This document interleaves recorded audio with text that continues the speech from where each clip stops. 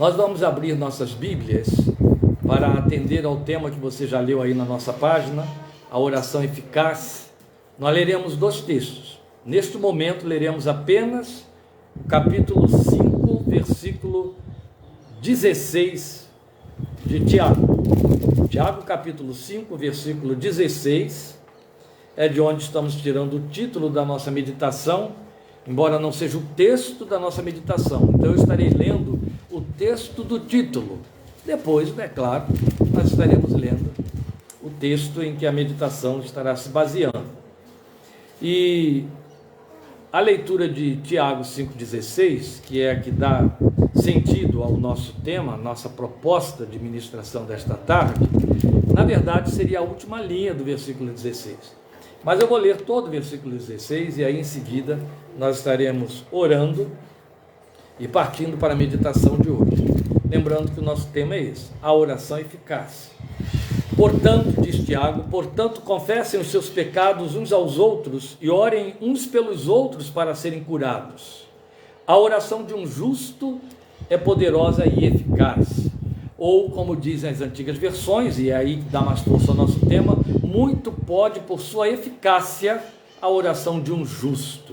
Ele aqui acrescenta na nossa versão poderosa e eficaz. Muito pode por sua eficácia, então daí o poder, o poderosa, muito pode por sua eficácia a oração de um justo.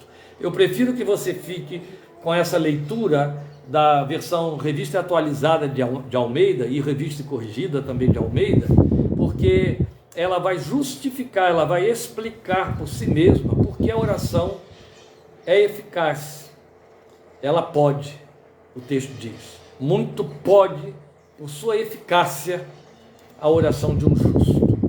Vamos orar ao Senhor e logo em seguida vamos considerar esse tema, porque eu acredito que Deus nos deu esse tema para hoje. Ele seria, vocês devem lembrar, ele teria sido ministrado há 2 semanas e eu o adiei por conta de nós termos aquela palavra específica para Simone, vocês vão lembrar bem disso, aquela senhora que passou por aquela tragédia lá dentro da sua família. Mas hoje aqui estamos com o nosso tema e a proposta para esta tarde. Vamos falar com Deus, rogar que na sua misericórdia infinita Ele nos abra o entendimento e o coração para percebermos o que temos dentro da proposta desta palavra nesta tarde. Eterno Pai, com gratidão em nossos corações por meio do Teu Santo Filho Jesus e por causa dele, entramos na Tua presença, agradecidos porque Tu já entraste em nossa presença, pelo simples fato de estarmos reunidos no nome do Senhor Jesus, por força da Tua promessa santa, porque Tu és fiel. Isso nos deixa livres, nos dá liberdade, autoridade, leveza para tratarmos das coisas espirituais, para considerarmos as coisas excelentes e aquelas que nos Teus desígnios nos são dados saber, aquilo que no Teu propósito Tu queres transmitir pelo Teu Espírito, a nossa fé, que dela se alimenta e necessita tanto. Pedimos que o Teu Espírito que inspirou esta palavra nos conduza nela esta tarde, que o Senhor a conduza nos corações que vão ouvi-la agora e posteriormente, mas que não permitas que ela caia em lugar comum no sentido de nenhum de Teus filhos.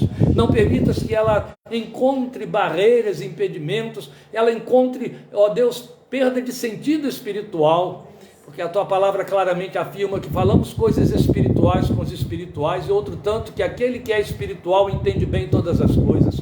Rogamos que na Tua misericórdia o Teu Espírito então inocule em nossos corações sensibilidade suficiente para nos abrirmos, para nos apercebermos da palavra e darmos a ela lugar, de forma que ela frutifique em nossos corações. Permite, meu Deus, acima de tudo, que pensarmos e pedirmos, que o Teu coração se abra para nós, se abra para o nosso coração, nos comuniques a Tua voz muito de perto, porque é dela que a nossa fé necessita, é dela que a nossa vida precisa, e sem essa voz não há fé, e sem fé não há esperança, e sem esperança a vida é um desperdício e um desespero. Mas nós rogamos a Ti, que és nossa âncora da alma, que és nossa segurança e firmeza, que Te sirvas desta palavra para fortalecer, meu Deus, esses atributos e essas experiências e essas marcas em nossa espiritualidade, por conta e por causa de teu santo Filho Jesus. É no nome dele que oramos, esperando na tua graça e para o louvor de tua santa glória. Amém. Amém. Irmãos, esta é a proposta que nós temos para esta tarde, a oração eficaz. É evidente que quando você faz uma colocação deste naipe e você lê o texto como Tiago 5,16, dá a impressão de que existe uma oração que é ineficaz. Bem, o próprio Tiago deixou claro no capítulo 1 que a oração que é feita sem fé é um desperdício. Ele diz: não pense o homem que ora duvidando no seu coração que alcançará do Senhor alguma coisa, mas ele é como a onda do mar que se agita e nada produz, não é? Então ele dá a entender com isso que existe realmente um tipo de oração que é ineficaz. A nossa ênfase não é nem pensar e nem pretender saber se existe como seria uma oração ineficaz. A nossa proposta é a gente pensar no significado e na possibilidade de uma oração eficaz. É evidente, se eu fosse fazer uma enquete aqui, ou mesmo deixasse que as pessoas aí se permitissem, obrigado, meu irmão, você tem toda a razão, eu esqueci isso da outra vez. Minha irmã, desculpa, eu pensei que fosse o Torone, mas não é a sua irmã que está aqui me avisando que o ventilador está atrapalhando como atrapalhou da outra vez. Muito obrigado, André, agradeço muito. A verdade é que se a gente fosse fazer uma enquete, eu deixasse vocês aí responderem o que você entende por oração eficaz, o que é oração eficaz para você, haveria uma resposta uníssona. A gente conhece a cabeça do crente e até o coração há dezenas e dezenas de anos, não é? Eu posso dizer que eu conheço o coração e a cabeça do crente há 51 anos, porque eu sou crente há 51 anos. Então eu posso não conhecer bem meu coração, mas a minha cabeça eu conheço. A Bíblia já diz que o meu coração eu não conheço, e eu concordo com ela.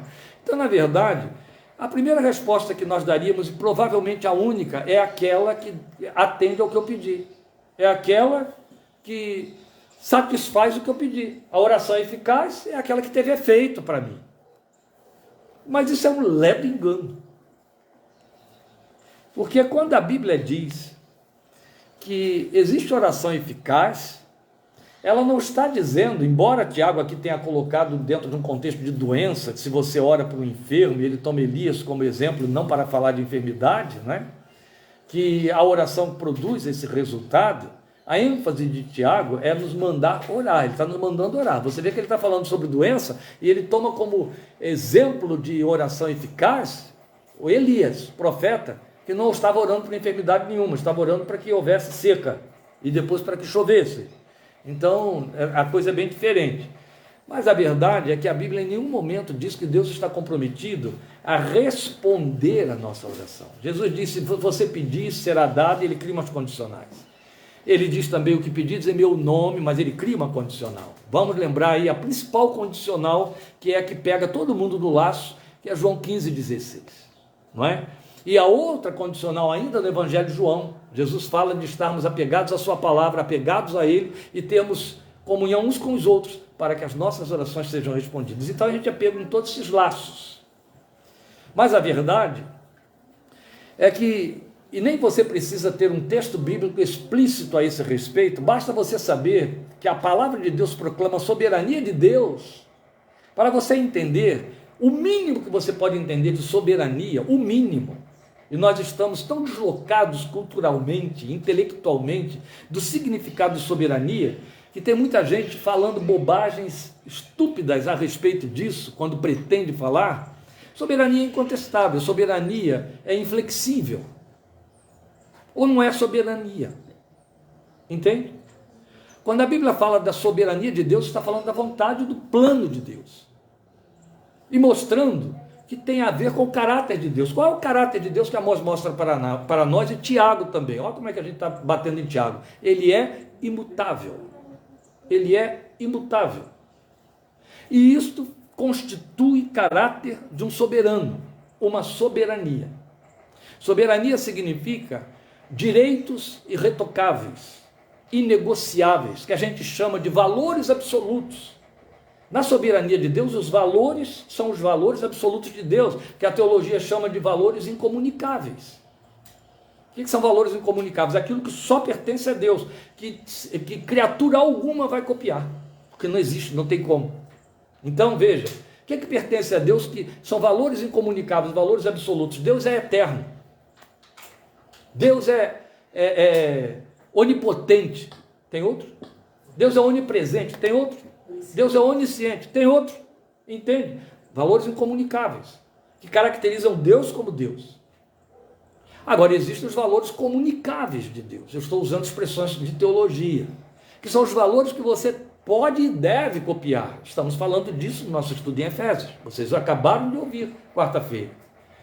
Então, Deus é fiel, você é convidado a ser fiel. Deus é justo, você é convidado a viver em justiça e ser justo. Deus é santo, a Bíblia te exorta a ser santo. Deus ama, manda você amar. Deus perdoa, manda você perdoar. Mas os valores incomunicáveis de Deus têm a ver com a soberania de Deus. E os valores comunicáveis são frutos da soberania. Logo, são irretocáveis. Um Deus que é soberano, ele não modifica o plano e a vontade dele. Vamos lembrar a máxima de Jó? Qual foi a máxima de Jó? Jó capítulo 42. Nenhum dos seus planos pode ser mudado. Nenhum deles. Então, na verdade, porque Deus é soberano, ele faz o que ele quer, e se alguém tiver alguma dúvida a respeito, se complica ou se esclareça lendo Romanos 9 e 10. Se Deus é soberano, ele não cede à vontade de ninguém. Isso já cria para algumas pessoas uma tremenda barreira no que diz respeito à oração. Então, para que eu vou orar? Se eu tenho de apresentar uma necessidade minha a um Deus cuja vontade já decidiu alguma coisa, por que eu vou orar? Bem, existe alguém que com muita sabedoria esclareceu algumas coisas bem significativas para nós. Este alguém é o meu autor preferido, que eu estou sempre lendo, eu digo que é o pregador da minha cabeceira, Martin Lloyd-Jones. Agora ele ganhou muito mais respeito e vulto quando eu tomei conhecimento de que nunca estudou teologia, nunca fez um seminário, agora não tem mais, ninguém mais me salva de Martin Lloyd-Jones, né? Porque toda a sabedoria daquele homem não foi fruto escolástico, foi fruto de comunhão com Deus, Bíblia diante do nariz. Então, Lloyd-Jones costuma dizer assim: a oração que Deus responde é aquela que o Espírito Santo botou no seu coração, porque foi isso que Paulo disse, ele está absolutamente certo. O Espírito que conhece a mente de Deus, ora de acordo com a vontade de Deus. E eu não posso citar isso aqui, mas eu conheço uma mulher de Deus, que é muito minha amiga, de longa data, que sem nunca ter lido Lloyd-Jones, sem nunca ter lido nada a respeito, porque quando ela disse isso, nós não tínhamos acesso ao material dele, ele ainda estava vivo. E ela disse para mim, uma nordestina de peso, e eu lembro dela dizer: eu tenho absoluta convicção de que Deus coloca no nosso coração a oração que Ele quer que a gente faça, para que Ele possa respondê-la. Isso, então, num primeiro plano, eu falei que eram duas coisas, explica por que a Bíblia nos manda orar e orar sem cessar. Tá certo? Mas a outra razão, que é algo que Deus colocou no meu coração, e eu acho que outros já andaram descrevendo ou dizendo isso por aí, é que a oração não é mais e nem menos do que uma confissão de dependência. E se você quiser discutir ou lutar aí com essa questão, essa afirmativa nossa de que a soberania de Deus é irretocável e minha oração não vai mudar nada na decisão dele, no plano dele, vamos lembrar Jesus. O que ele fez no Getsemane sendo quem era? A minha alma está desesperadamente triste até a morte. Aí, com aquele desespero de alma até a morte, ele se ajoelha diante do Pai, sozinho, não quer ninguém participando, e pede que fiquem por perto. E ele faz uma oração só 3 vezes. Isso aqui já fala muito. Bastaria ter feito uma vez só. Ele vai uma segunda e vai uma terceira vez. Pai, se for possível que este cálice passe de mim sem que eu beba, mas se não for possível, não seja feita a minha, mas a tua vontade. Ora, o que Jesus está jogando nesta oração não é com uma hipótese. Ele está procurando ver se o Pai tem um plano B. É só isso. Entende? É só isso. Não passa disso. Se for possível que este cálice passe de mim sem que eu o beba, tem um plano B? Execute o plano B, porque eu não estou em condições de beber este cálice. Eu estou com a alma profundamente triste até a morte. Mas se não for possível, se não há plano B, não seja feita a minha, mas a tua vontade. Jesus estaria dizendo, e só ele poderia dizer, cuidado que nunca chegaremos lá. Jesus estaria dizendo, como eu também sou Deus, a minha vontade pode então, hipoteticamente, pode ser atendida? Agora, se ele estivesse dizendo isso, ele podia dizer, ele era Deus, mas não sobrou nada para mim e para você, entende? Para nenhum bispo, apóstolo, missionário, pastor, não sobrou não. Mesmo assim, a Bíblia estabelece para mim que eu devo orar. Outro tanto, nós temos um sem número de reforços sobre oração, desde os profetas, e a gente encerra isso com Jesus. Quando você vai ouvir, desde Isaías, a palavra de Deus dizendo, e vamos lembrar que isso começa com Davi, 300 anos antes de Isaías, e será que estando eles ainda orando, eu os ouvirei, estarão ainda falando, e eu responderei, Deus disse. Isso estabelece antes de mais nada, eu ouço a oração, e respondo do meu jeito, este é o ponto. Aí seria um terceiro ponto a considerar aqui. Deus nunca deixa de ouvir a oração. Ó, tu que escutas a oração, a ti virá toda a carne, todo homem. Mas isso não significa que ele responde à oração nos termos que nós a estamos estabelecendo. Por uma razão pura e simples que eu vou falar daqui a pouco. Depois nós vamos ter, lembrando aí, antes de Isaías, Davi dizendo a mesma coisa. Ainda a palavra não me chegou à língua, tu já conheces toda. De longe entendes o meu pensamento.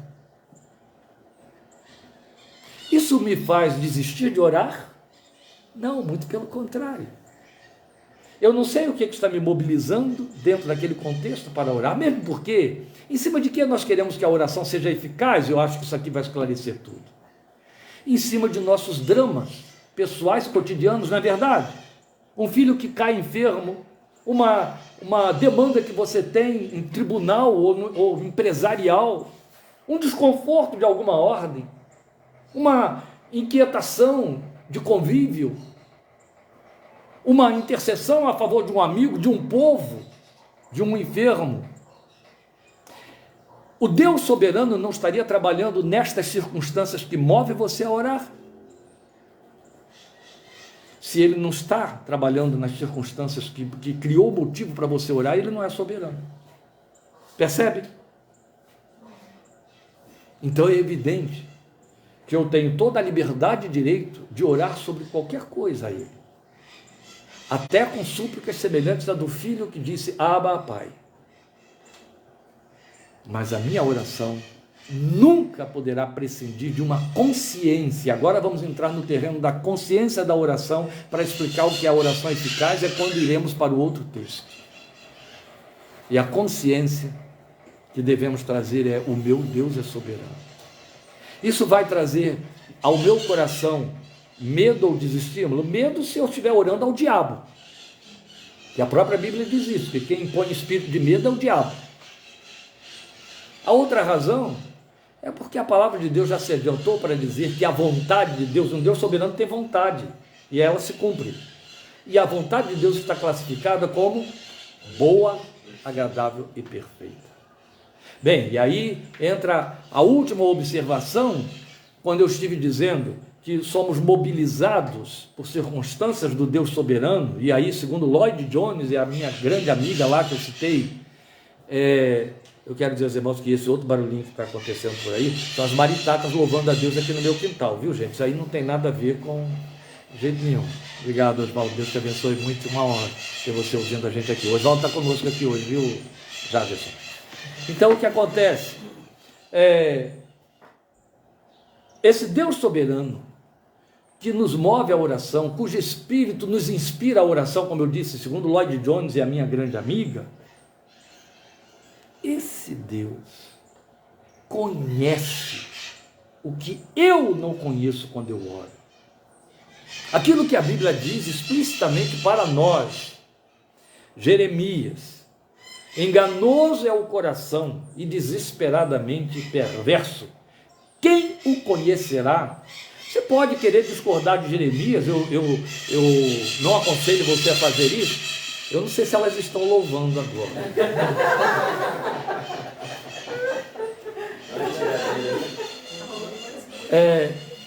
Se você quiser discordar de Jeremias, eu não aconselho você a fazer isso. A verdade é que há uma coisa que você não poderá discordar dele. Se você quiser discordar que o coração é enganoso, que o coração é desesperadamente perverso, discorde, depois você se resolva com Deus. Mas existe uma coisa da qual você não pode discordar, porque não há como, você não tem poder para discordar disso, você não tem sabedoria universal que te capacite a discordar e a provar que você está certo, quando ele afirma: quem o conhecerá? Na pergunta de Jeremias fica uma afirmativa implícita: ninguém conhece o próprio coração.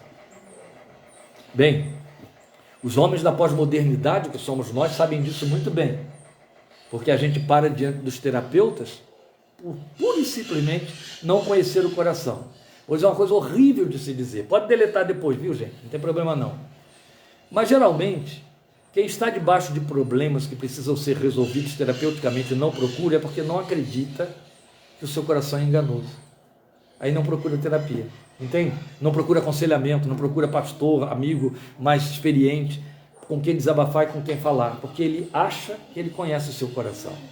Agora, quando você tem a suficiente humildade para procurar o conselho de um terceiro ou um terapeuta, significa que você entendeu que não conhece o seu coração e não sabe o que ele está ditando para você. Bem, se a Bíblia não fosse suficiente para nos provar isso, pode ter certeza que as ciências psicológicas provam a larga. A primeira coisa que você experimenta quando alguém senta diante de você e apresenta, já no primeiro contato, às vezes por telefone, a sua queixa que vai abrir a possibilidade de uma terapia, é que aquela pessoa tem uma mobilização que ela não está enxergando. E às vezes, dependendo da esteira de experiência do terapeuta, só em pequenas colocações ele já sabe o que está sendo encoberto. E a pessoa não sabe que está encobrindo. Os bons cursos de psicanálise nos ensinam que você, e não um secretário ou uma secretária, que deve fazer o primeiro contato, primeiro ponto de contato com o solicitante. Então, se ele vai ligar, não fale com a secretária, fale com você, se você tem secretária, porque você vai ouvir a entonação da voz e ainda não está vendo a pessoa, e você vai ouvir o que ela não sabe que está dizendo, se o seu ouvido é treinado, e ouve, não é verdade? Não é verdade? Você ouve o que a pessoa não sabe que está dizendo e nunca sabe o que está dizendo. É por isso que se surpreende quando há umas devolutivas, porque ela não reconhece o que o terapeuta está colocando diante dela, porque ela está fazendo negação ou se protegendo. O coração, ninguém o conhece. Ora, meus queridos, se nós não temos capacidade, poder cognitivo, intelectual, de conhecer o nosso coração, que autoridade temos presumível de decidir que aquilo que estamos pedindo a Deus em oração é o que de fato Deus tem de responder? É muita pretensão. É presumir de que Deus não é soberano, como andam por aí uns tolos. Eu não posso dar uma palavra que classifique menos, dizendo: mas a soberania, existe a soberania de Deus e a nossa responsabilidade, pretendendo que na minha responsabilidade a soberania de Deus muda, porque eu sou responsável por mudar a soberania de Deus. Isso é desconhecer a soberania de Deus. A minha responsabilidade só me torna responsável pelos meus atos e as minhas escolhas. E Deus se mantém fiel a propósito da decisão dele. E o que ele diz? Eu, o Senhor, não mudo e por isso vocês não perecem. Porque se Deus fosse mutável, como são todos os outros que pretendem concorrer com ele, sempre foram assim os deuses do passado, do panteão grego, do panteão romano e do panteão hindu nos dias de hoje, como todos os deuses de todas as outras confissões e buscas. Eles são mutáveis, eles são iguais aos seus adoradores e seus buscadores. E esta é a razão porque quem os busca debaixo de muito desespero, fazendo oferendas para mudar a vontade, chamar a atenção daquele a quem rogam. Mas não é assim com o nosso Deus, porque Ele é imutável. Sou eu que tenho de ajustar os meus caminhos e acertar, achar o ponto de acerto com a vontade dEle. Bem, isso tudo em cima de Tiago 5,16, para dizer que a oração do crente, a oração do justo, é eficaz. É onde vamos para o nosso texto, que eu não precisava nem abrir, mas eu quero abrir e ler, por mais que eu saiba de cor, sei até um trecho dele em hebraico, mas faço muita questão de que a gente leia, porque quando você o cita de cor, reza. Eu quero definir algo aqui. Nós cristãos evangélicos, filhos da reforma protestante, cunhamos uma definição,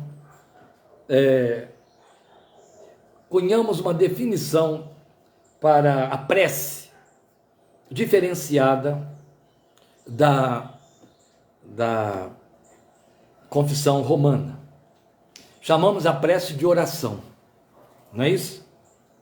E a confissão romana chama de reza. Ela está absolutamente certa quanto ao que ela prescreve como reza. Nós não rezamos, nós oramos. Por que nós oramos e não rezamos? Qual é a diferença entre orar e rezar? E eu estou indo para o pragmatismo, eu estou indo para a prática, eu não estou indo para conceitos. Reza aquele que pega uma palavra ditada por terceiros e a faz repetitivamente. Ele chama de oração de São Cipriano, oração de Santa Bernadette, mas é uma reza, porque quem fez aquela oração e a escreveu foi São Cipriano, foi Santa Bernadette. E quando você ora, você fala do que o seu coração sente e pensa, certo? E aí o Espírito de Deus está inteiramente à vontade para fazer o quê? Interceder por você até com gemidos inexprimíveis. Orar segundo a mente de Deus, é Paulo em Coríntios. Mas quando você reza, duas coisas graves acontecem. Primeiro, que a sua prece não é sua.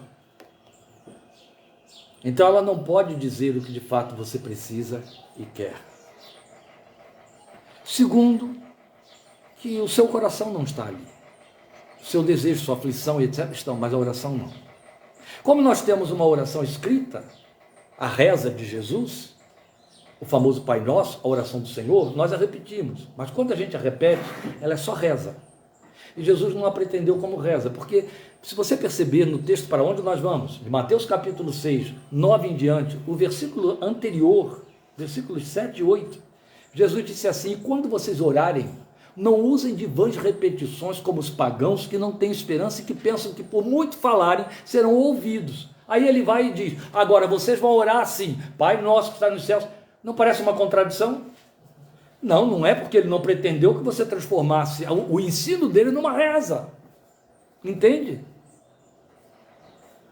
Se ele acabou de dizer, não fiquem repetindo, achando que serão ouvidos por muito falar, porque é assim que fazem os pagãos, porque eles acreditam que por muito repetirem serão ouvidos. Imagine se eu vou resolver o meu problema espiritual dizendo 3 Padre Nossos, não é verdade? E não sei quantas outras coisas mais. 4 Padre Nossos, ou um que seja. Logo, quando Jesus estabeleceu, deu resposta à questão que foi levantada: Senhor, ensina-nos a orar, é quanto nos basta. E aí ele entra: vocês orarão assim. Ele não está criando uma contradição, ele não está dizendo, é isso que vocês vão dizer na oração. Primeira coisa que eu quero mostrar a você antes da leitura do texto de Mateus 6, é que Jesus atende a essa questão em cima de uma observação feita pelos discípulos. É só Lucas que mostra isso para nós. Jesus tinha passado a noite em oração sozinho, e eles ficaram de fora. E quando ele volta daquela noite de oração, a primeira coisa que eles falam para ele é: ensina-nos a orar. Eu lá teria falado da mesma maneira. Senhor, eu queria orar como tu oras. Como é que tu oras? Eu me lembro de quando, lá em Ribeirão Preto, viu, Jaderson? Na igreja de Ribeirão, no tempo da doutora, a gente evita estar citando os nomes aqui, falando sobre oração. Então eu estava falando sobre a importância de estar na presença de Deus e gastar tempo na presença de Deus. E eu lembro que ela, com muita sinceridade, legitimidade, outro tanto, a esposa do nosso querido pastor professor, falaram, mas eu não consigo gastar muito tempo orando, porque me canso e porque eu não tenho mais o que dizer.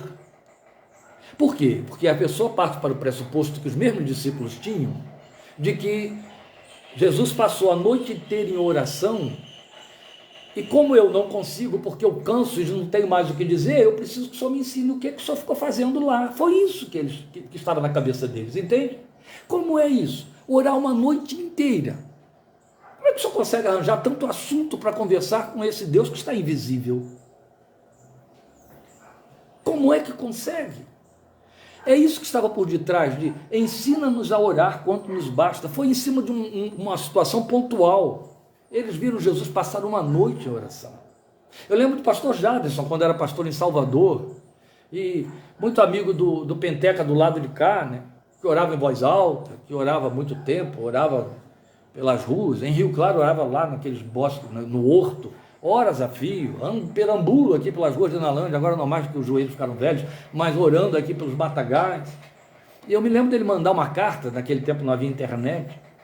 Kleber, quando você ora, quanto tempo você gasta em oração? E você sempre ora em voz alta? Sim, sempre orava em voz alta. Essa foi a resposta que eu disse a ele. E quanto ao quanto tempo você gasta em oração, ele estava com muita ansiedade, buscando muito. Eu disse para ele, depende. Depende do que acontecer na oração, depende das circunstâncias. Não depende do meu assunto. Mas vamos pensar aqui num homem, por exemplo, que orou uma noite inteira. Quem foi ele? Que não era Jesus. O pai de todos, Jacó.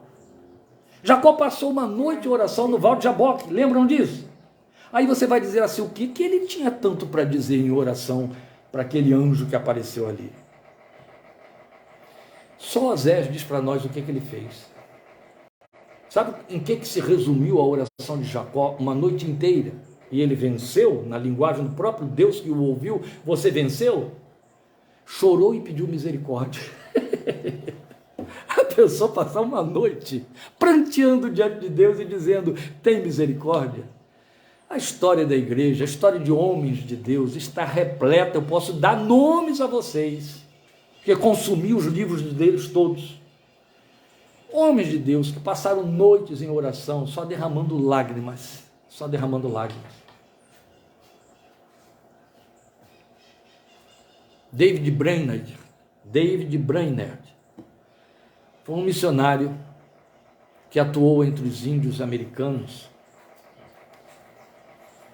e ele orava sobre a neve. Ele não estava fazendo nenhum ascetismo, era angústia de alma, frio de botar dedos roxos, e esse homem orava, gemia e chorava diante de Deus, dizendo, era só o que ele dizia a noite inteira, dá-me esta tribo, ou eu morro. Percebe que não é palavras? Percebe que não estamos falando de conteúdo no sentido de espaço de dilatação? Não. E aí nos surpreende maravilhosamente que aquela gente está ali preocupada em querer saber como é isso. Como é que a gente faz para passar uma noite em oração como o Senhor está fazendo? Ensina-nos a orar. E aí Jesus nos entra com Mateus 6, de 9 a 13. Vocês orem assim. Contem aí no relógio, gente, o tempo que vai levar essa oração. Pai nosso que estás nos céus, Avenu, Sheb Shammai, Eikadosh Shemcha, eu gosto demais desse texto, Jesus falou desse jeito. Pai nosso que estás nos céus, santificado seja o teu nome, venha o teu reino, seja feita a tua vontade, assim na terra como no céu. Dá-nos hoje o nosso pão de cada dia, Perdoa as nossas dívidas, assim como perdoamos aos nossos devedores. E, porque está encerrando, e não nos deixes cair em tentação, mas livra-nos do mal, porque teu é o reino, o poder e a glória para sempre. Amém. Eu acho que eu gastei uns 30 segundos. Qual era o propósito deles? Ensina-nos a orar. O Senhor passou uma noite inteira em oração. E Jesus mostra a eles como devem orar. 30 segundos. E já tinha dito, e não fiquem repetindo. Então não era para passar a noite dizendo: Pai nosso que estás nos céus, Pai nosso que estás nos céus, Pai nosso que estás nos céus. Ele já tinha dito, não fiquem repetindo. Percebe? Isso aqui já esclareceu, já respondeu por que não é reza. Então nós precisamos ir para o teor disso que está aqui. O que estava na cabeça de Jesus para dar essa resposta? Vocês vão orar assim, e aí vem com o Pai Nosso e termina com esse amém. Percebe também que a oração pede pão, perdão, proteção, e não pede paz? Já chamou a sua atenção isso aí? A mim chamou, e muito, e não uma vez só. E não é coisa pequena, não. Começa que se eu vou pedir que não me deixes cair em tentação, mas livra-me do mal, eu estou de alguma forma meio inseguro. Eu preciso de garantias e de segurança. Quem está inseguro, provavelmente está sem paz. No entanto, paz não entrou aqui no menu. Não é? Bem, eu estou aprendendo francês, menu. Paz não entrou aqui no menu, não. Porque não precisa. Porque foi exatamente o que Paulo nos ensinou em Filipenses 4:7. Não fiquem inquietos por coisa alguma. Não fiquem sem paz. Não fiquem ansiosos por coisa alguma. Antes, as vossas petições sejam conhecidas diante de Deus. E a paz de Deus, que excede todo o entendimento, guardará a mente e o coração de vocês. Ele não disse também em nenhum momento, o pastor Remígio que frisava muito isso, muito isso. E ele vai responder ao que você colocou nas petições todas que eu estou dizendo que você faça. Não foi isso que Paulo disse. Qual vai ser a resposta que Deus vai dar? O volume de petições que você vai apresentar para deixar de ficar ansioso. Vai esvaziar a bola da ansiedade jogando petições diante de Deus. Qual vai ser a resposta de Deus? O que os púlpitos diriam? E Deus vai atender o que você pediu, especialmente se você botar a ofertinha na sacola. Desculpem. Não, a paz de Deus, que excede todo entendimento, guardará a mente e o coração de vocês. Ela dará toda a resposta. Seja a paz de Cristo o hábito em vossos corações, ela dará toda a resposta. Por isso que pregando a semana retrasada, nós estivemos considerando isso, na bênção aarônica, considerando que a paz é o alimento, shalom é o alimento, tá certo? Responde tudo, inclui pão, perdão, proteção. Eu não preciso pedir paz. Se ele atende ao que eu estou rogando, eu tenho paz. E ele atende. Pois bem, nosso propósito aqui é pensar na oração eficaz, que foi o que Jesus mostrou. Tiago falou, oração eficaz, aqui está a oração eficaz. E a oração eficaz não é repetir o Pai Nosso. Então a proposta do Filho de Deus não foi colocar palavras na nossa boca.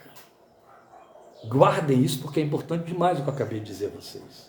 Quando ele nos ensina a oração do Senhor, que foi chamada de Pai Nosso ou Padre Nosso, ele não pretendeu pôr palavras na nossa boca, isso seria reza repetitiva.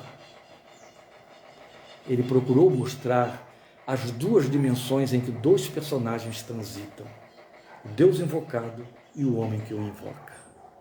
Entende? Há duas dimensões aqui que se fundem. E aí ele vem nos falar, e eu disse que isso seria o ponto que nós estaríamos considerando aqui, ele vem nos falar de consciência diante desse Deus. Por isso que é muito importante, voltando àquele ponto da carta antiga do pastor Jaderson, que a oração atenda ao que Paulo nos diz em Romanos capítulo 8, em que o Espírito até intercede por nós, com gemidos inexprimíveis, que ela é feita no Espírito, que Deus lê ao conhecer a mente do Espírito.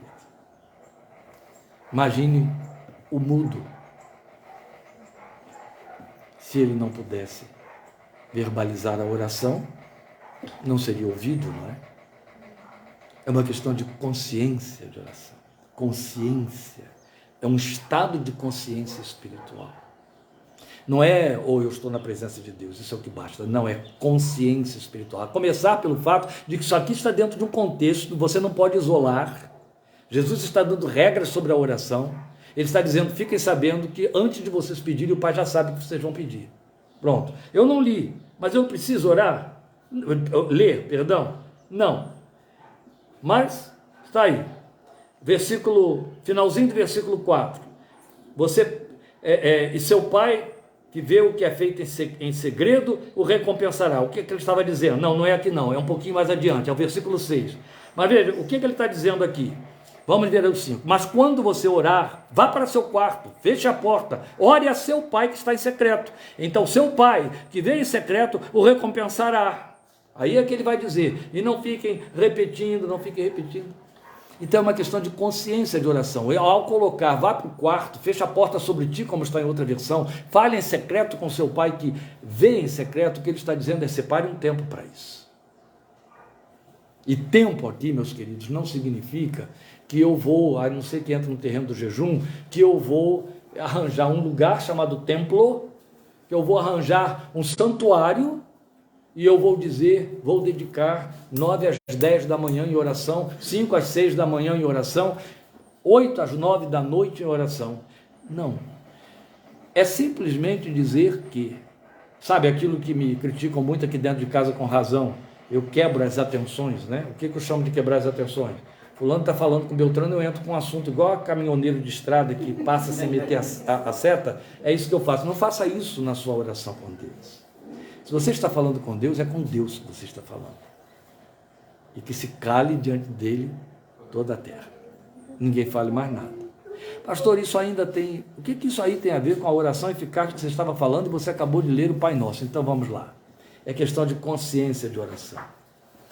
Vejam, prestem atenção nisso que eu vou apresentar aqui a vocês. Veja, nós começamos a dizer que existe oração ineficaz, foi Tiago quem falou, aquela que é feita com dúvida. Ele está falando de oração eficaz e ele mostra que ela pode ser feita por qualquer um, mesmo por um Elias sujeito às mesmas paixões que nós. Então aí ou ele nos eleva ou ele abaixa Elias, não sei o que ele está fazendo, mas ele está mostrando que Elias é um homem sujeito às paixões que nós temos e ainda assim orou e Deus atendeu. Então isso estabelece que toda oração pode ser eficaz.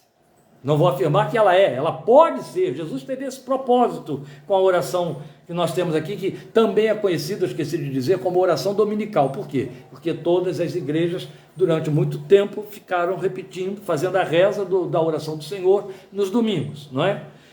Mas veja, como devem ser feitas as orações? Então, quem não gostaria de conhecer o segredo de uma oração eficaz? Aí vamos para a lógica, não é? O que você poderia esperar, voltando à primeira pergunta que eu fiz, dos conteúdos de uma oração digna dessa qualificação aí, eficaz? O que esperar de uma oração eficaz? Veja, então, alguns pontos que eu vou elencar, e eu já anotei aqui, que nos conduzem para pensar no que todos nós, incontestavelmente, queremos que aconteça para classificarmos uma oração como eficaz. Veja, ela deve ter o melhor Deus a quem ela possa recorrer. Tolo é quem vai orar a um semideus. Tolo é quem vai orar a um agente intermediário. A começar pelo fato de que Paulo já disse para Timóteo que Jesus é o único mediador entre Deus e os homens. Ficaram de fora todos os outros nomes de homens e mulheres. Começa por aí. A outra coisa também é que o Deus da Bíblia continua o mesmo quando ele diz que não haverá entre nós quem consulte os mortos. Se eu der título deificador a um morto e o invocar, eu estou invocando mortos. Aí eu deixo de ser evangélico e católico para me tornar kardecista. E a Bíblia simplesmente diz, não haverá entre ti quem consulte mortos. Vou dar um tempo para que alguns ouvintes derrapantes consigam absorver isso que nós estamos dizendo aqui. Então ela deve ter o melhor Deus a quem recorrer. Por que eu vou procurar o subchefe se eu posso ir ao chefe? O subgerente se eu posso ir ao diretor? A outra coisa é que ela tem que ver nele um Deus que tenha a visão perfeita do nosso estado presente. Ele tem de ser um Deus que eu preciso ter consciência na minha oração de que o Deus a quem eu invoco sabe exatamente o que se passa comigo, de maneira que a minha verbalização seja só redundância. O Pai sabe do que vocês necessitam antes mesmo que lhe peçam. Você percebe como que a oração que está aqui, ela tem que estar atrelada ao que Jesus disse antes, o tempo todo? Você não pode desatrelar dos versículos 6 e 7. Ele está respondendo, dando sequência ao que ele havia dito em 6 e 7, do capítulo 6 de Mateus. Então, o outro ponto é que ela tenha a melhor disposição que esse Deus tenha, a quem recorremos, o melhor Deus, tenha a melhor disposição de coração a nosso favor. Eu preciso ter confiança mínima de que Ele é por mim. Se Deus é por nós, quem será contra nós? Então vamos colocar aqui, em condições normais de temperatura ambiente, de constelação familiar. Existem maus pais, claro. Então, em condições normais de temperatura ambiente de constelação familiar, se eu tenho de apresentar um problema que precisa de uma ajuda e de uma resposta a uma pessoa, e existe dentro da minha casa um amigo do meu pai, mas eu tenho acesso ao meu pai que está vivo, a quem eu devo procurar? Porque uma coisa eu posso ter certeza, pode ser que meu pai não tenha solução para a minha queixa, mas ele tem coração para me ouvir, porque o conteúdo do coração do meu pai é amor por mim, porque é meu pai, simplesmente porque é meu pai, só isso. Então, eu preciso ter certeza de que o Deus a quem eu oro tem a melhor disposição de coração a meu favor. Eu preciso ter absoluta certeza de que Ele tem o mais excelente caráter. Não há dúvida do caráter dele. Eu não preciso ficar desconfiado de que ele, de repente, quer me pegar num laço, na esquina, que fique me procurando num cantinho como um caudilho, e esfregue a mão quando eu tropeçar. Gente, vocês pensem que eu estou falando, talvez pensem que eu esteja falando de hipóteses imaginárias. Eu estou reproduzindo realidades ensinadas e vividas por igrejas evangélicas durante décadas de evangelicalismo neste país.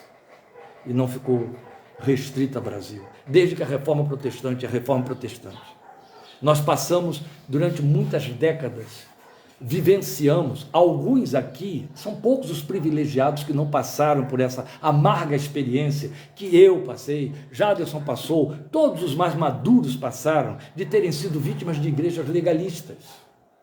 Sabe, a igreja do é proibido consentir, é proibido viver, é proibido isso, é proibido. Bem, as experiências nesta área são as das piores memórias possíveis.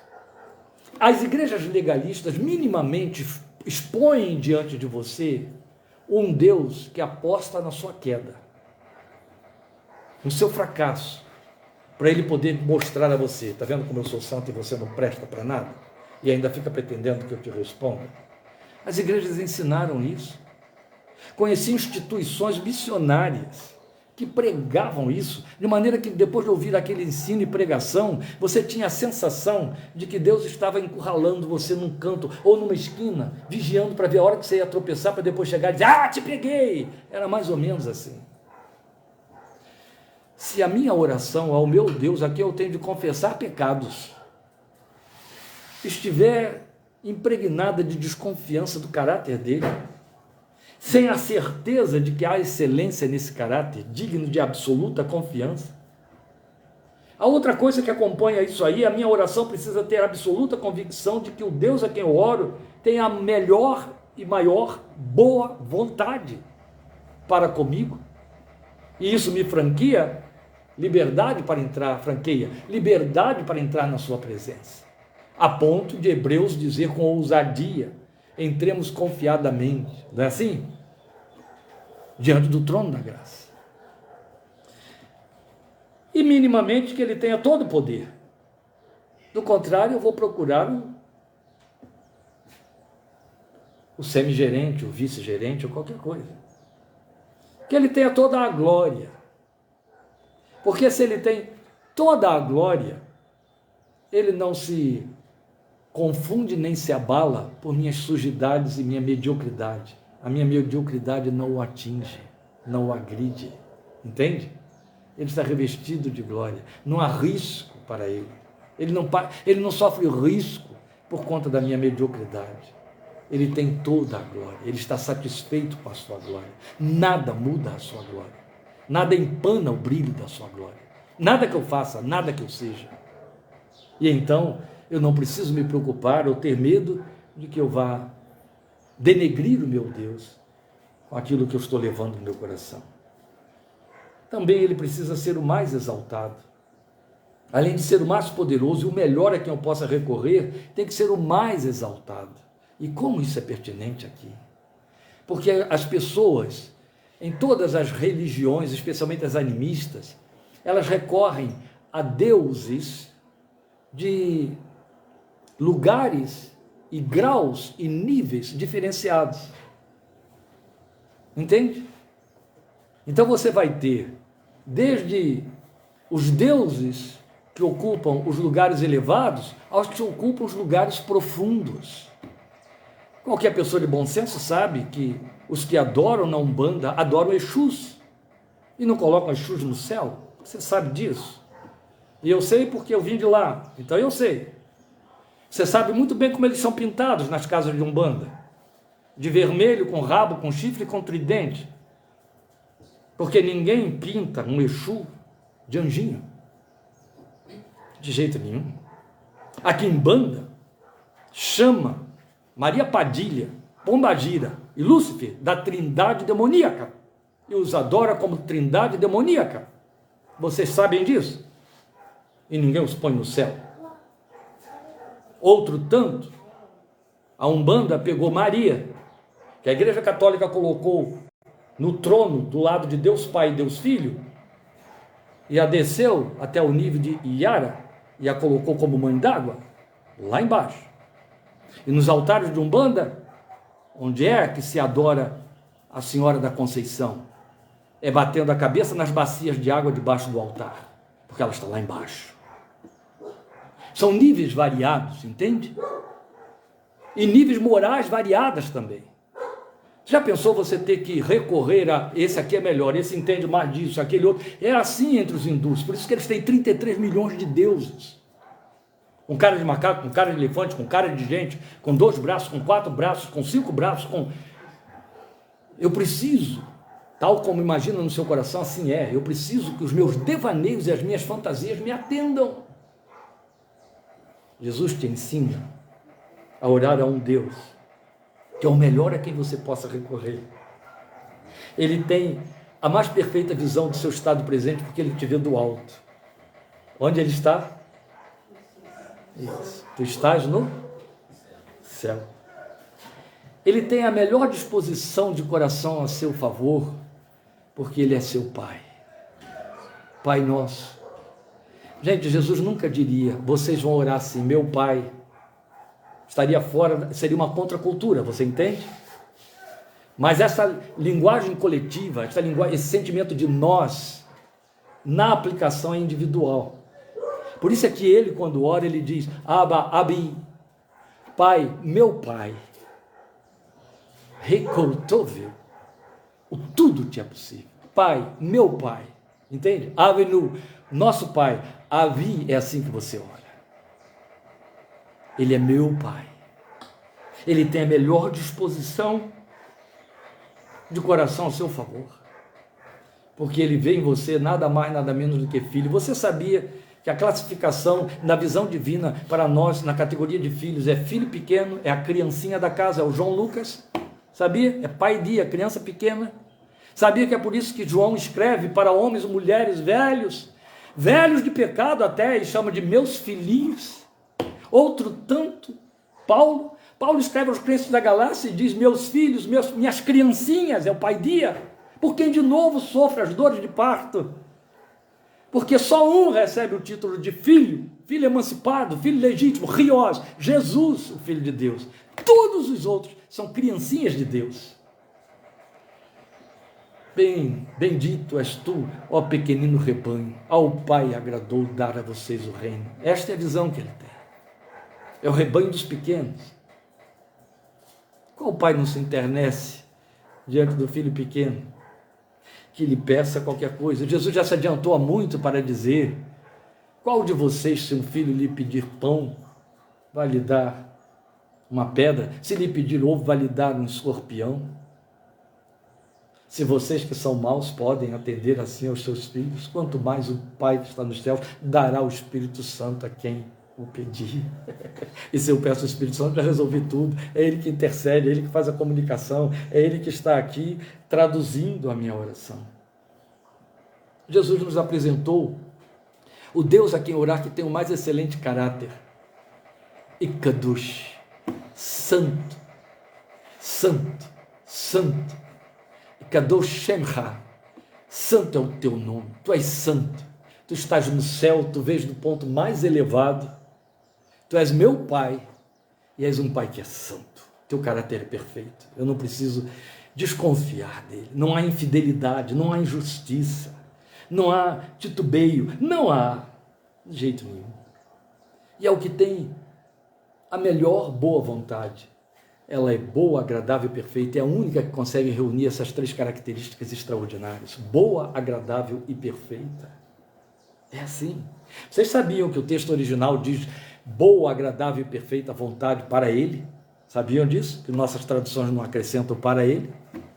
Mas é isso que está dito por Paulo e foi escrito aos Romanos.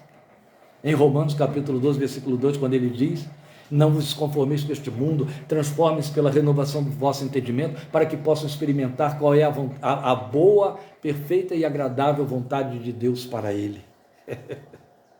Porque ele tem o melhor para ele, e o melhor para ele somos nós. Você sabia que foi essas palavras que ele, e aqui temos um paralelo com a oração do Senhor, colocou na boca do profeta Oséias para Israel se aproximar dele? Está lá em Oséias 14, recomendo a você que em casa pare em cima do capítulo 14 de Oséias. Deus chega para o povo e manda Oséias dizer ao povo, se aproxime de mim e ore dizendo estas palavras. Eu vou dizer para você, eu vou ler para você as palavras que Deus mandou o povo dizer para ele em oração. Volte, ó Israel, para o Senhor seu Deus. Seus pecados causaram sua queda. Preparem o que vão dizer e voltem para o Senhor e peçam-lhe. Perdoa todos os nossos pecados e por misericórdia recebe-nos para que te ofereçamos o fruto dos nossos lábios. Você sabe como é que está isso na sua versão? Leia aí. Aceita o que é bom. Recebe-nos, aceita o que é bom. É isso que você tem aí. Foi Deus que mandou Israel chegar para ele e dizer, olha aqui, Senhor, aceita o que é bom para ti. Tão bom que custou a vida do teu filho. Bom para ti. Tu me queres, tu me amas. Jesus nos ensinou a orar a um Deus que tem todo o poder. Todo o poder. Pai, tudo te é possível. Foi Ele mesmo quem disse isso no Getsemane. E é o que está na oração padrão. Todo o poder. Que tenha toda a glória. Que seja o mais exaltado. É o fechamento da oração. Teu é o reino, o poder e a glória para sempre. Mas que possa dar resposta às petições. Isso tem que estar embutido no meu clamor e no motivo por que eu vou orar. Dá-me o pão, perdoa o meu pecado e protege-me do mal. Os 3 P, não é? Dá-me o pão, perdoa os meus pecados e protege-me do mal. Eu tenho que orar por saber que Ele pode fazer estas coisas. Você sabe como que o mundo pagão fez? Dividiu os poderes dos seus deuses. Então eu rezo a Santa Fulana, rezo a São Beltrano, porque ele entende disso, ela entende daquilo, entende? Então eu tenho um santo para as minhas dívidas, eu tenho um santo para as minhas viagens, eu tenho um santo para a dor do parto, eu tenho... É assim que funciona. Jesus chega e me manda orar aquele que tem todo o poder, que entende de dívida, de parto, de viagem, de angústia, de solidão, de traição, do pecado, da fraqueza, da tentação. Ele pode dar resposta às petições.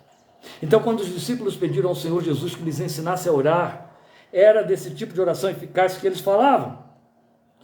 E aí, após ele ter dito que não devíamos ficar repetindo, ele nos apresenta isso aqui. Então, ele não nos deu uma fórmula, ele ensinou o caráter da oração.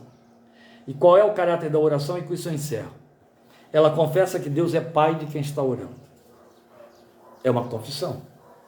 Então, se você perceber, mesmo em meio à petição, você tem confissão o tempo todo. Se com a tua boca confessares a Jesus como Senhor, no teu coração credes que Deus o ressuscitou, vivemos de confissão. Então, ela confessa que Deus é Pai de quem está orando. Ela reconhece e assume que Ele é santo. Isso é confissão.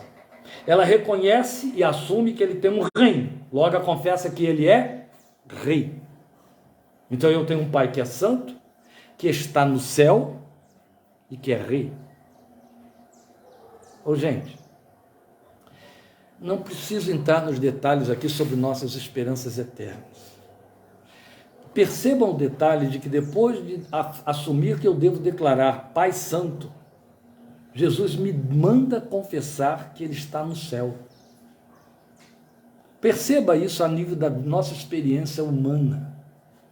Todo mundo sabe o que significa a casa do meu Pai. Não é verdade? Todo mundo sabe isso. Na casa do meu Pai, a casa do meu Pai, você sai de lá quando você casa, mas ela não sai de você. Às vezes isso traz problemas nos casamentos. E você vai carregar a casa do Pai mesmo quando ela não existir mais. Todos os registros estarão na memória para sempre. Sabe a sensação de orfandade, que eu senti um verdadeiro impacto quando meu pai morreu? Eu já um homem, né, já tinha dado netos a ele, e ele não era o dono da casa, o dono da casa era eu, já morava aqui. Aquela sensação de orfandade que você está sentindo agora, ela vai nos perseguir para a vida inteira.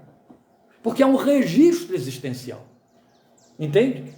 Tudo que existe dentro de você te faz voltar para a casa do pai, ou a casa da mãe. Casa do pai no sentido da casa da origem. Tudo, a vida toda. Você não sabe, mas você está se mobilizando nessa direção. Todas as influências estão ali. Foi exatamente o que Jesus colocou como segunda coisa. Tu estás no céu. Meu Pai que estás nos céus, a tua casa é no céu. Para onde eu quero ir? Para a casa do meu Pai. Eu já oro sabendo de uma coisa. Cuidado, porque a gente inverte. Eu oro sabendo de uma coisa, não sou eu que o traz, não é ele que tem que descer aqui onde eu estou, sou eu que subo até onde ele está quando eu oro. Tu estás no céu. Depois, essa oração se sujeita à sua vontade, e é aí que pode experimentar que ela é boa, agradável e perfeita. Seja feita a tua vontade. Quem está ensinando a orar foi o primeiro que declarou, mas não seja feita a minha, mas a tua vontade. Esta confissão não pode falhar. Onde ela está? Na oração de Jesus, ela estava no fim.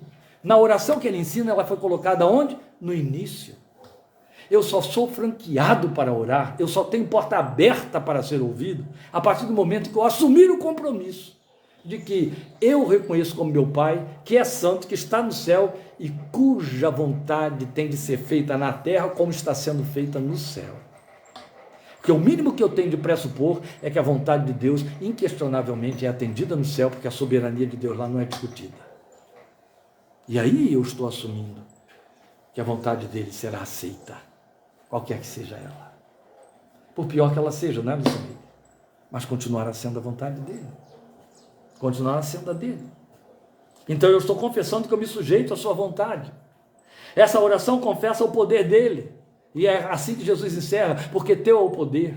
Eu estou dizendo tudo isso a ti porque teu é o poder. Se eu não tiver consciência do poder de Deus, eu vou orar para quê? Se eu não tiver convicção do poder de Deus, de que serve orar? Oro a troco de quê? Eu preciso do poder de Deus para me revigorar e para me trazer resposta. Essa oração crê que Ele é a fonte supridora das necessidades existenciais de quem clama. Já citei e vou repetir e encerrar. Pão, perdão e proteção. E assim por fim, e nesse crer, ela o adora. Porque esse fechamento que Jesus faz aqui, porque teu é o reino, gente, questione o texto, entende? Ele está usando aqui uma conjunção conclusiva, porque teu é o reino, ele está concluindo a oração com uma afirmação, para dizer o porquê diz, o porquê responde, o porquê define, o porquê conclui. Tudo isso eu estou te dizendo porque teu é o reino, o poder e a glória para sempre. Está entendendo? Eu entrei na tua presença reconhecendo que tu és o Pai, que és santo, que estás no céu. Eu quero que a tua vontade seja feita na terra como está sendo feita no céu. Eu preciso te pedir e eu vou te pedir que me deis o pão, que me deis o perdão, que me deis a proteção de que eu necessito.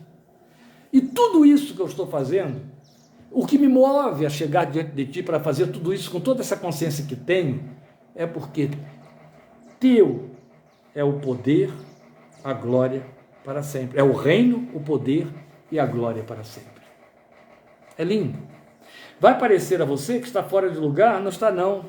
E eu termino dando a você um exemplo bíblico imprescindível. Vamos lembrar de um homem que se converte nos minutos finais da vida. Ele era um judeu. E porque ele era um judeu, o romano não crucificava romanos. Tá certo? Só crucificava judeu, nunca esqueça isso, está na história.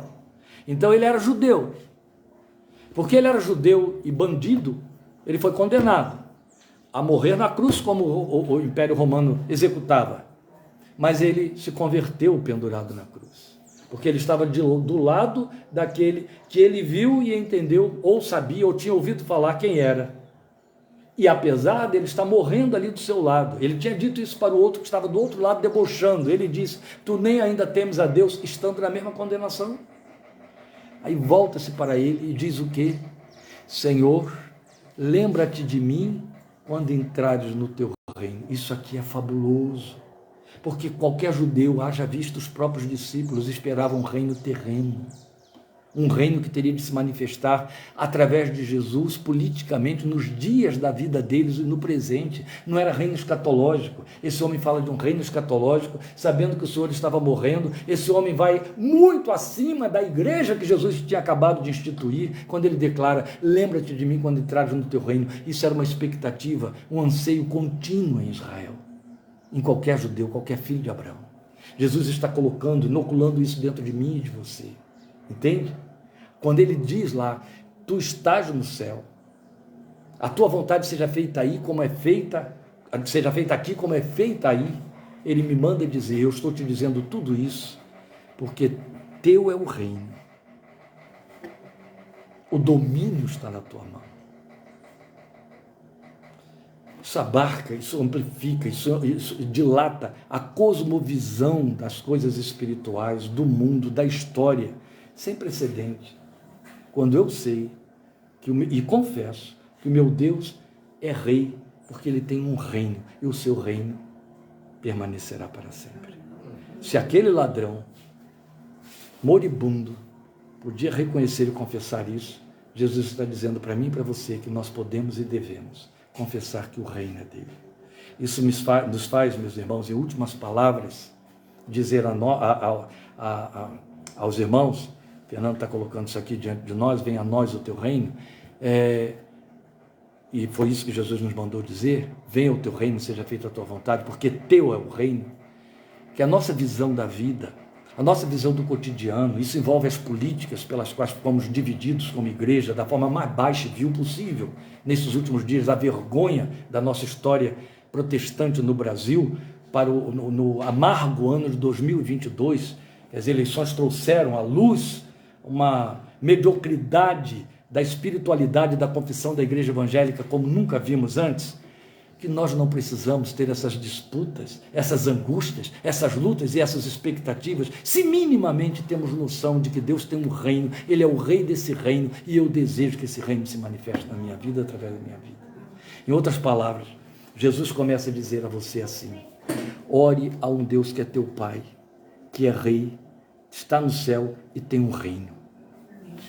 E que esse reino venha até a terra onde você está. Amém?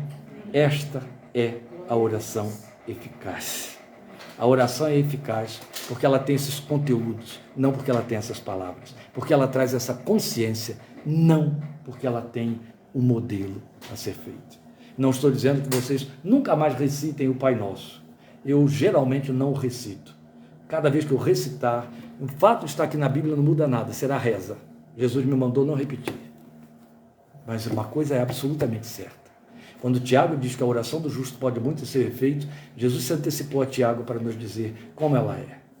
Ela é feita com essa visão. Se esta visão prevalece sobre a nossa fé e em nossa confissão, esta oração é eficaz, Deus está comprometido com ela.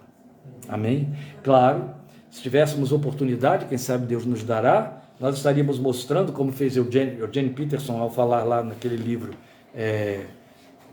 A Linguagem do Discípulo, como que isto se manifesta em nosso cotidiano, não apenas no momento devocional, mas como tem o seu efeito na realidade e experiência de todo dia.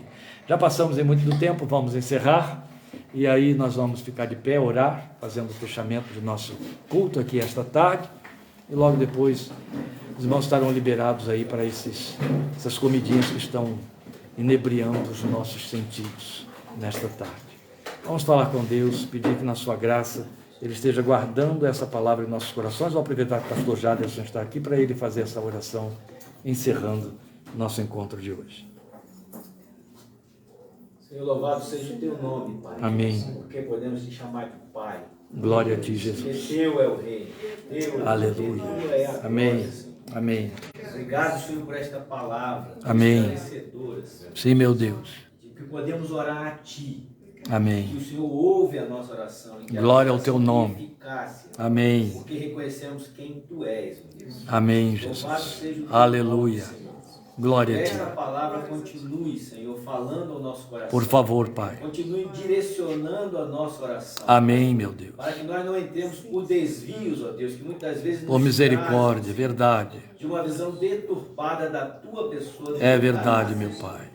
Pai, que a Tua palavra permaneça no nosso coração. Sim. E dirija a nossa oração para que ela seja de fato eficaz. Amém, Pai. Muito obrigado por esta palavra. Sim, meu Continua Deus. falando conosco. Por teu amor e Nós misericórdia. pedimos, ó Deus, e ouve o nosso clamor. Amém. Em nome de E para a tua glória. Amém. Amém. Deus te abençoe. Obrigado por sua participação conosco. Estejamos juntos quinta-feira, 20h30, e no próximo domingo também, ouvindo a palavra de Deus. O Senhor te abençoe e te guarde. O Senhor faça resplandecer o seu rosto sobre ti e tenha misericórdia de ti. O Senhor sobre ti levante o seu rosto e te dê paz. Amém. Amém.